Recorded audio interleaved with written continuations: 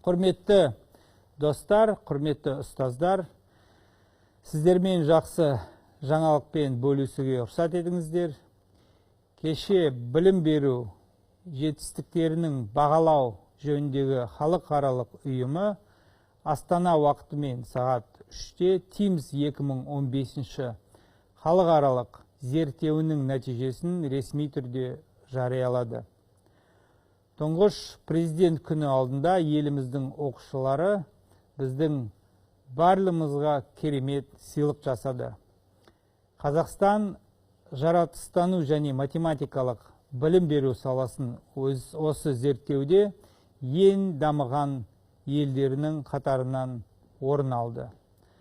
Біздің 8-ші сынып оқушылары математика және жаратылыстану ғылымдары бойынша 40 ел арасының 7-ші және 9-ші орынға ие болды. 4-ші сынып оқушылары 50 елдің арасынан 8-ші және 12-ші орынға ие болды.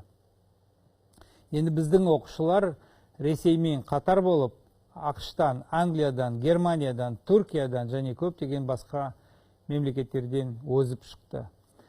Бұл жалпы білім беретін мектептердің қарапайым балалары. Енді зерттеу көптеген маңызды нәтиже жасауға мүмкіндік береді. Біз оларды әрбір мұғалім мен ата-анаға жеткізетін боламыз. Біздің оқушылардың талантты екеніне көзіміз жетті.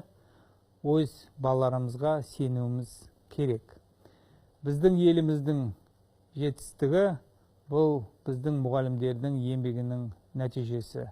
Тұңғыш президент күні алдында Қазақстанның білім беру жүйесіне халықаралық сарапшыларының жоғарғы бағасымен еліміздің педагогтарының атынан елбасы Нұрсұлтан Әбішұлы Назарбаевты және барлық қазақстандықтарды құттықтауға рұқсат етіңіздер. Рахмет.